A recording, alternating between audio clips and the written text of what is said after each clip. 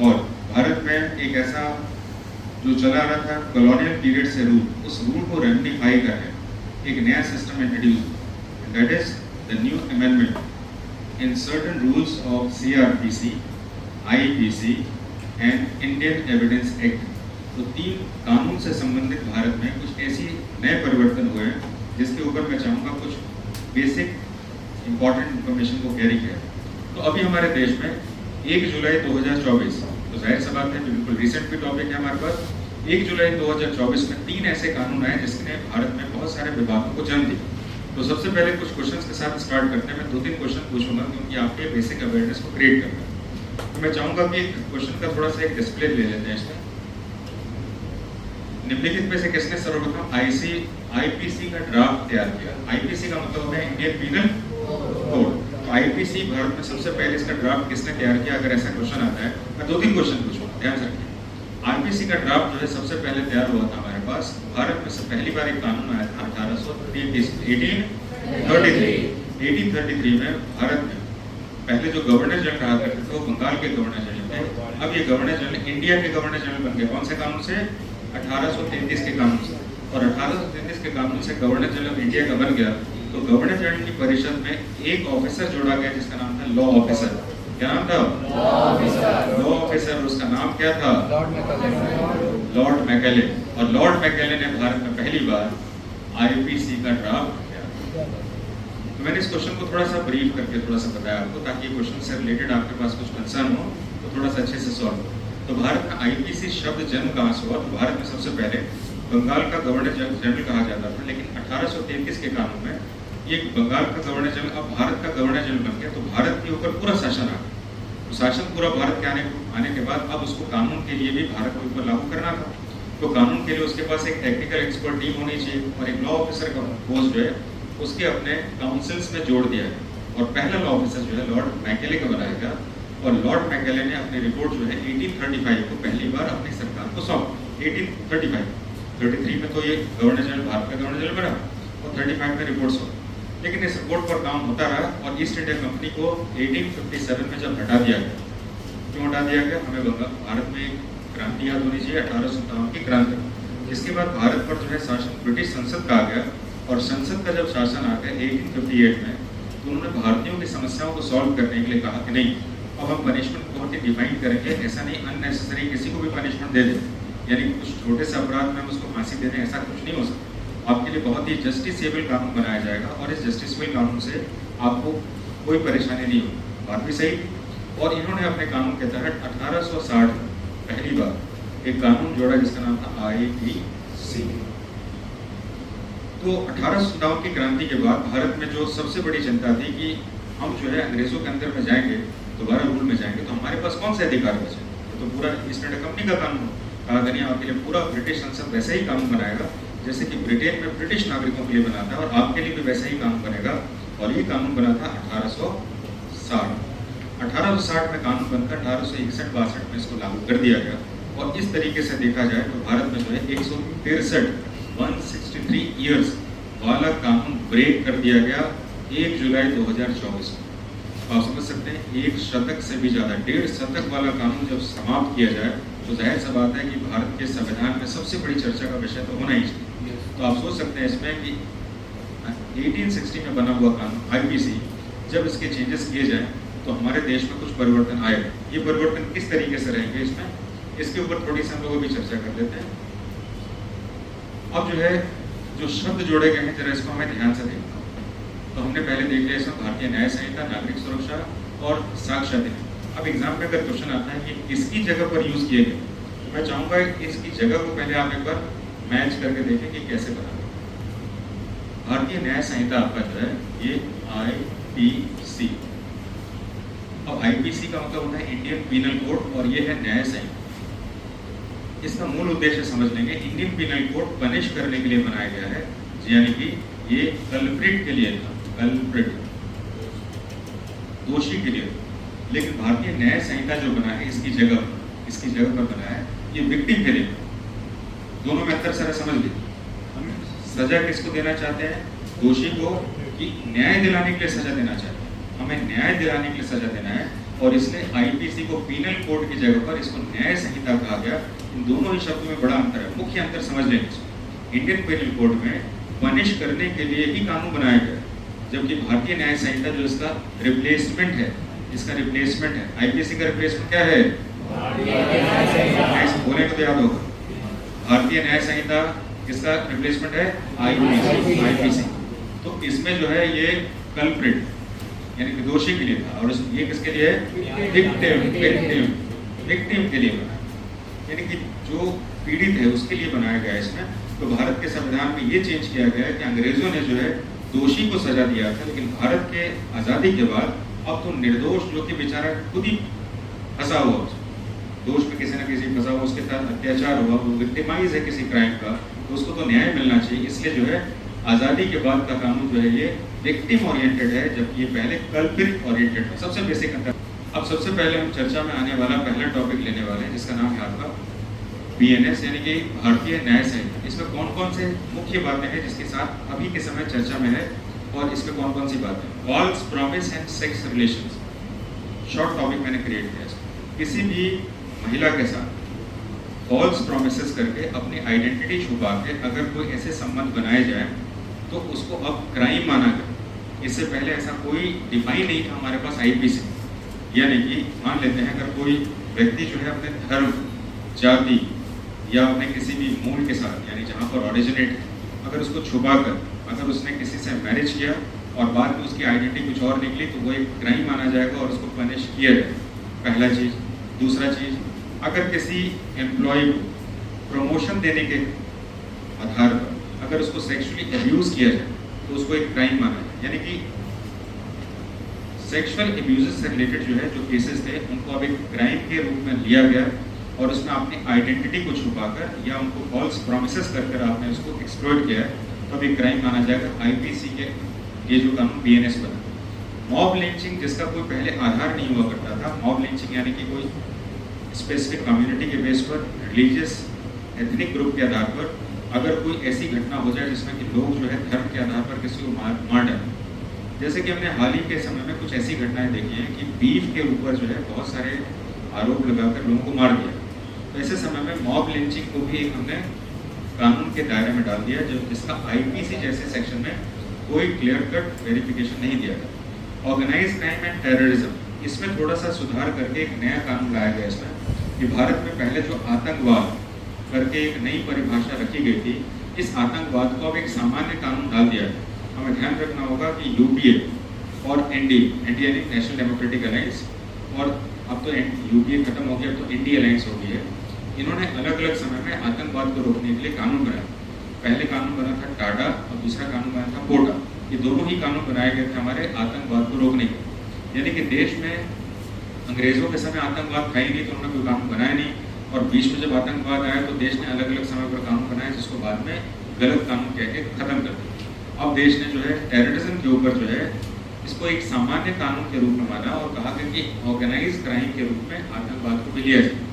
Organise crime में और कौन कौन से क्राइम हो सकते हैं, जैसे व्हीकल लूट, यानी किसी का वाहन अगर चोरी होता है तो उसको भी ऑर्गेनाइज क्राइम माना जाए। डकैती, that is also organize crime. तो ये सारे ऑर्गेनाइज क्राइम जो कि समूह में किए जाते हैं उनको आतंकवाद के साथ एक सामान्य कानून के रूप में डाल दिया गया है। विवाद इसका ये हो रहा है कि आतंकवाद तो बहुत ही ज़्यादा खतरनाक है, इसको सामान्य में क्यों डाला गया? लेकिन पहली बार कम से कम आतंकवाद जैसे विषयों को ऑर्गेनाइज क्राइम माना तो क्या है। इससे पहले तो बहुत सारे देश आतंकवाद या भारत जैसे आतंकवाद को मानते भी नहीं। तो सबसे पहले ये ज़रूरी था कि भारत जो है इस कानून को अपने देश में लागू तो करे। इसके बाद स्नैचिंग को जो है भारत में कोई ऐसा अपराध के रूप में देखा नहीं जा रहा। स्नैचिंग का मतलब है कि आप फोन पर कोई बातें करते हुए जा रहे हो, फोन छीन कर कोई भाग, आपका सामान कोई छीन कर भाग, दैट मीन स्नैचिंग। स्नैचिंग को अब जो है चोरी के जो सजा है उसके बराबर का अपराध घोषित कर दिया है और इसलिए स्नैचिंग भी एक इम्पोर्टेंट कानून बन गया। नेक्स्ट एक कानून है जिसका नाम है आपका एक्ट ऑफ 377। 377 भारत में बहुत ही ज़्यादा विवादित कानून के रूप में जाना है। हालांकि सबसे पहले दिल्ली हाई कोर्ट ने एप्लीकेशन ऑफ 377 को लागू किया था, लेकिन देश में विवाद बना जिसका नाम था आपका होमोसेक्सुअलिटी। होमोसेक्सुअलिटी का मतलब होता है कि सेम सेक्स मैरिजेस को प्रमोट करना, ये सेम सेक्स मैरिजेस को एक्सेप्ट करना। भारत में इस तरह के जो कल्चर जो है ये एक्चुअली में ईजिली एक्सेप्टेड है नहीं, लेकिन फिर भी बीइंग ए डेमोक्रेसी हमें जो है ऐसे कानून जो कि भारत में या कहीं पर भी ज़्यादा लोग मान्यता में आ रहे हैं उसको एक्सेप्ट करना होगा। और इसीलिए 377 को जो एक गैर कानूनी एक अपराध की श्रेणी में रखा जा रहा था, अब 377 के अंतर्गत में अब होमोसेक्सुअलिटी को एक अपराध नहीं माना जाएगा। ये कानून को हमने इसमें लागू किया। तो ये हमारे जो है आईपीसी की जगह पर बीएनएस जो था, यानी कि भारतीय न्याय संहिता के साथ कुछ इंपॉर्टेंट विषय थे जिसको मैंने यहाँ पर कोड किया है। अब जो है बीएनएस यानी कि भारतीय नागरिक कौन सा सुरक्षा संहिता, थोड़ा सा बोलेंगे, भारतीय नागरिक सुरक्षा संहिता 2024 को जो है सीआरपीसी की जगह पर जो हमने इसको रिप्लेस किया, इसके बारे में थोड़ा सा बात करें। तो सबसे पहले पुलिस कस्टडी, ये वाला सेक्शन जो है बड़ी विवादित है, इसको जरा देख लेते हैं। 15 दिन का न्याय जो है, 15 दिन का जो कस्टडी जो था पुलिस के पास, अब उसको 90 दिन कर दिया गया और इस पे जो है होम मिनिस्टर को जवाब देना कहना पड़ा इसमें कि 15 दिन वाला कस्टडी 19 दिन कर दिया है कि पुलिस तो अपने हिसाब से मन मर्जी से कुछ भी किसी को पकड़ लेगी। इसमें यहाँ पर थोड़ी सुनने की बात है, 15 दिन की कस्टडी को अभी 15 दिन ही रखा गया है। होम मिनिस्टर ने इसको क्लैरिफाई किया कि होम मिनिस्टर कौन है अभी, श्री अमित शाह हमारे होम मिनिस्टर, उन्होंने इसको एक्सप्लेन किया गया है कि 15 दिन की कस्टडी 15 दिन ही है। लेकिन होता क्या था कि ज़्यादातर क्रिमिनल जब कस्टडी में जाते थे वो बीमारी के कारण या कुछ ऐसी चीज़ों के कारण जो है हॉस्पिटलाइज, और हॉस्पिटलाइज होने के कारण जो है उनका वो 15 दिन का टेन्योर जो है खत्म हो जाता था और फिर बाद में जुडिशियल ट्रायल में चले जाते थे, जिसके कारण पुलिस इंटरवेट नहीं कर पाती। तो सरकार ने कहा ठीक है, काम करते हैं, कितना दिन बीमार रहोगे, तुम्हें हम दे देते हैं पूरे 90 दिन का मौका, अब 90 दिन में बीमार भी हो जाओ, कुछ भी कर लो, लेकिन उसके बाद तो हम पुलिस के कस्टडी में ही डालेंगे पहले और उसके बाद ही भेजेंगे आपका जुडिशियल कस्टडी। तो ये चीज़ जो है सबसे ज़्यादा विवादित है अभी के समय में भी, जिसके ऊपर हमारा सेक्शन चल रहा है। नेक्स्ट हमारे पास एब्सेंटी ट्रायल, ये बड़ा ही विवादित सब्जेक्ट था इसमें, और हर एक सरकार दूसरी सरकारों पर एलिगेशंस लगाती थी कि भाई ऐसा है कि तुम्हारी सरकार के समय में नीरव मोदी चला गया, तुम्हारे समय में विजय माल्या देश छोड़ के भाग गया, और ऐसा वैसा ऐसा वैसा, और दूसरी सरकारों के पास ऑप्शंस नहीं रहते थे और कहते थे कि भाई हमारे पास जो है दूसरे देश के साथ एक्स्ट्राडिशन ट्रीटी नहीं, यानी कि प्रत्यार्पण संधि करके हमारे दोनों देशों के बीच में, तो हम उनको जब तक नहीं ला पाते तब तक ट्रायल कैसे चलेगा। तो अभी के समय का ये कानून बड़ा ही इंपॉर्टेंट हो गया। इसमें अगर कोई आदमी देश से बाहर चला भी जाता है तो उसके ऊपर भारत में मुकदमा शुरू किया जा सकता है, उसको सजा दी जा सकती है, और इस तरह के देश से बाहर रहने वाले जो अपराधी हैं अब उनको भी छोड़ा नहीं जाएगा और उनकी संपत्तियों को भी पूरी तरह से जब्त किया जा सकता। ये एब्सेंटी ट्रायल या देश से बाहर जाने वाले के ऊपर जो है सबसे इम्पोर्टेंट सब्जेक्ट है। नेक्स्ट एक टॉपिक है स्टैट्यूटरी बेल या वैधानिक जमानत, इसके ऊपर भी थोड़ी सी जानकारी ले लें। वैधानिक बेल क्या होता है? मान लेते हैं किसी भी आदमी को किसी अपराध में पकड़ लिया और अपराध में पकड़े जाने के बाद उसकी मैक्सिमम सजा अगर 2 साल और 1 साल तक जेल में है, लेकिन अभी प्रोसीजर चल ही रहा है इसमें, तो जो है वो 1 साल के बाद जो है अपने प्रोसीडिंग्स के बीच में जमानत या स्टैट्यूटरी बेल के लिए अप्लाई कर सकता है और उसको बेल दे दी जाती है, जिसको क्या कहते हैं वैधानिक बेल या जमानत। अब सरकार ने जो इसको सीरियस लिया है कि कुछ अपराधी जो है आदतन बहुत सारे क्राइम करने के बाद आ जाते हैं और कुछ समय बाद कहते हैं कि हमें जमानत दे दो और चले जाओ। ऐसे समय में स्टैट्यूटरी बेल का ऑप्शन उनके लिए अब खत्म हो जाएगा जिनके पास 1 से ज़्यादा अपराधों के लिए उनके ऊपर मुकदमा चल रहा है। ध्यान से सुनिए, स्टैट्यूटरी बेल जो है सिर्फ अब उन्हीं के लिए अप्लाई किया जा सकेगा जो किसी एक अपराध में बंद है, लेकिन 1 से ज़्यादा अपराध में बंद होने के बाद अब स्टैट्यूटरी बेल या वैधानिक जमानत, दोबारा बता रहा हूँ क्या होता है, कोई आदमी को अगर किसी भी केस में पकड़ लिया जाए लेकिन वो गिल्ट साबित ना हो, उसके ऊपर सिर्फ ट्रायल चल ही रहा है, केस चल ही रहा है, और उस केस के लिए मान लीजिए 10 साल की सजा हो, 20 साल की जो भी हो, और 1-2 साल वो जेल में रह चुका है, तब वो जमानत की अर्जी देता है तो अब अपील एक्सेप्ट हो जाती है कि नहीं अपनी सजा तो काट ही रहा है। ऐसे समय में अब स्टैट्यूटरी बेल उनको नहीं दी जाएगी जिनके पास 1 से ज़्यादा मुकदमे क्या चल रहे हों। स्टैट्यूटरी बेल यहाँ से फ्लो होता है। अब इससे जो है इस बिल से एक नया कानून और भी आया इसमें कि अगर कोई भी ऐसे अपराध होते हैं और अपराध की सुनवाई चले, कोर्ट के ऊपर भी प्रेशर किया गया, तो अपराधिक यानी कि जो भी हमारे देश में ऐसी घटनाएं जो अपराध की श्रेणी में आ रहे हैं, उन आपराधिक श्रेणी की घटनाओं को 45 दिन के भीतर जुडिशियल ट्रायल भी पूरा करना होगा। ये 45 डेज का जो टाइम पीरियड है, ये एक्चुअली में जुडिशरी को कंपेल कर रहा है कि अब आप अपना वर्डिक्ट दीजिए। अब ऐसा नहीं चलेगा इसमें कि तारीख पे तारीख पे तारीख पे तारीख और आदमी का जीवन भी समाप्त हो जाए। यानी कि अब जो है कोर्ट ट्रायल कंप्लीट करना होगा 45 दिन के पीरियड। एक और महत्वपूर्ण फैसला इसमें आया है जिसमें कि रेप केसेस से रिलेटेड जो है कुछ फैसले। रेप केसेस में ज़्यादातर जो पावरफुल लोग होते थे इसमें वो केसेस को जानबूझकर सस्पेंड करा देते थे ताकि लंबा चले और इसके एविडेंस को मिटाया जा सके, फॉरेंसिक एविडेंस को मिटाया जा सके। इस पर भी नया कानून बन गया इसमें कि ऐसे केसेस में 7 दिन के अंदर ही रिपोर्ट सबमिट करना होगा। यानी कि पुलिस के पास अब ऑप्शन ही नहीं, अगर आपके पास केस रजिस्टर किया गया है तो केस रजिस्टर करने के बाद अब 7 दिन के अंदर ही आपको सबमिट ही करना हो, आपके पास कोई ऑप्शन नहीं। ये नहीं कह सकते कि बारिश हो रही थी तो ये हो रहा था, क्या हो रहा, 7 दिन के अंदर ही आपको सबमिट करना हो। ज़्यादातर पुलिस स्टेशन में मैनेज करने वाले केसेस में सबसे ज़्यादा मैनेज इसमें होते हैं और पुलिस इसको सस्टेन करके डिले कर देती है और कहती है कि हमारे विटनेस जो है नहीं मिल पाई या इसमें खराब हो, इसलिए विटनेस खराब होने के कारण ये रिपोर्ट सबमिट नहीं कर पाते। 7 दिन की अवधि में आप पुलिस के ऊपर कंपल्शन बनाए जा सकते। नेक्स्ट देख रहे हैं जीरो एफआईआर, बहुत इंपॉर्टेंट है, सबको जानना जरूरी। सुना होगा आपने जीरो एफआईआर। जीरो एफआईआर एक ऐसा एफआईआर होता है, एफआईआर का मतलब होता है फर्स्ट इंफॉर्मेशन रजिस्टर। तो पहला इंफॉर्मेशन रजिस्टर जो होता है भारत में एक विवादित, बहुत ही विवादित काम, बहुत भारत में देखा होगा आपने, जब भी आपको केस कंप्लेन करने जाए तो पुलिस स्टेशन में वो केस जो है कंप्लेन ही नहीं होगा, आपको एफआईआर कॉपी ही नहीं दी जाए। क्यों? क्योंकि पहले से ही किसी पावरफुल लोग ने उनको इन्फ्लुएंस कर रखा हो कि नहीं नहीं ये केस नहीं होना चाहिए। और पुलिस एक बार केस रजिस्टर कर लेती है तो फिर तो कोर्ट में प्रोड्यूस करना होता है, तो इसलिए अब थानों को जो है केस ना रजिस्टर करने के लिए एक तरह से इंस्ट्रक्शन अपने हिसाब से वो मैनेज कर लेते हैं। अब जो है उनके ऊपर एक कंपल्शन बन पाएगा, कैसे? जीरो एफआईआर से। जीरो एफआईआर का प्रोसेस जो है भारत में 2011 में शुरू किया गया। जीरो एफआईआर का मतलब होता है कि जिस जगह पर घटना हुई है, जहाँ पर जो थाना है, उस थाने में अगर आदमी को लगता है कि मैं यहाँ पर कंप्लेन करूँगा और शायद जो है कंप्लेन मेरा सुना नहीं जाए, क्योंकि उसी जगह पर दूसरा इन्फ्लुएंशियल आदमी रहता है, नंबर 1। नंबर 2, आपका सामान कहीं और गुम हो गया और आप जो है कहीं और भी हैं और आपको पता चला मेरा सामान, मान लीजिए पटना से आप जा रहे हैं दिल्ली और पटना में सामान चोरी हो गया और आपको दिल्ली में उठे सुबह आप तो देखा आपने क्या यार मेरा सामान गुम हो गया, या हवाई जहाज से पहले आप बैठ गए और पता चला सामान छूट गया आपका, कहीं गुम हो गया और पहुँचे दिल्ली, आपने कहा है मेरा सामान डॉक्यूमेंट सब कुछ गुम हो गया, उधर छूट गया, तो आप कहेंगे कंप्लेन करने की दोबारा पटना जाएंगे? नहीं, अब आप जो है रिस्पेक्टिव प्लेस का जो भी मिसिंग है, जो भी इम्पोर्टेंट आपके कंप्लेंट्स हैं, उनको आप भारत में रहकर कहीं पर भी किसी भी चौकी में कंप्लेंट रजिस्टर कर सकते हैं, जिसको कहा जाता है जीरो एफआईआर।